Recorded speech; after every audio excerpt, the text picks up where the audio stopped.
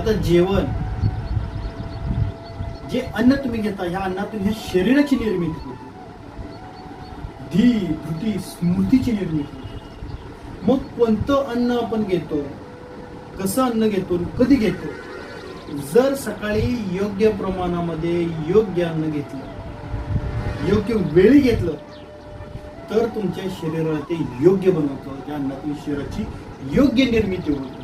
आणि जर अयोग्य वेळी, अयोग्य आणि अयोग्य प्रमाणात अन्न असेल तर ते शरीराला तुमच्या अयोग्य बनवतं. निरोगी राहण्यासाठी तुम्ही किती छान औषधे घेताय हे महत्वाचं नाही, निरोगी राहण्यासाठी तुम्ही किती छान अन्न घेताय हे महत्वाचं आहे.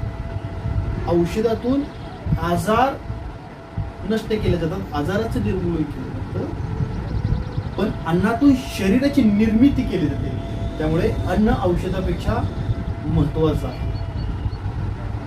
दवा ना खाना, सही समय पर खाना, सही खाना, सही खाना खाना, अन्नाला एवढं महत्व दिलेलं आहे. त्यामुळे जेवण करत असताना नेहमी योग्य वेळी जेवण असावं.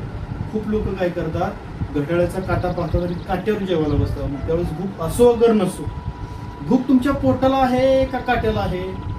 भूक आहे पोटाला, मग पोटाचा विचार. मग भूक लागल्यानंतर प्रत्येक वेळेस खावं का? नाही. कमीत कमी 2 जेवणाच्या मध्ये कमीत कमी 3 तासाचं अंतर व जास्तीत जास्त 4 तासाचं अंतर, त्यानंतर जेवण करावं.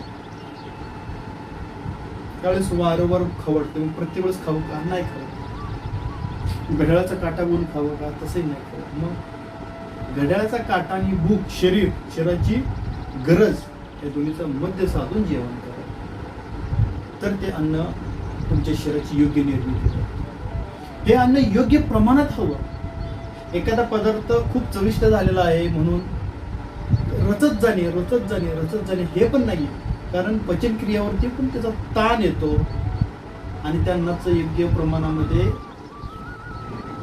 सत्वामध्ये रूपांतर न झाल्यामुळे फक्त मेद मांस हेच तयार होतं. योग्य वेळ आणि योग्य प्रमाण किती आहे? एकाच किती अन्न असावं? तर 1 वंजळ ही आपल्या पोटाची जागा आहे. 1 वंजळ ही आपल्या पोटाची जागा. नाही समजत 2 घास कमी खावा, नाही समजत अति किती खावं? पहिली ढेकर पोटासाठी, दुसरी जिभेसाठी. खूपच पदार्थ स्वादिष्ट झालाय ना, खूप खाल्लाय, मग 1 ढेकर आली, थांबायला पाहिजे. आता पोट भरलेलं आहे, पोट सांगते आतमध्ये जागा नाही, थांबा. आतमध्ये टाकायचं काम थांबवा, तरी तुम्ही खाताय, चविष्ट आहे पदार्थ. दुसरी ढेकर आली,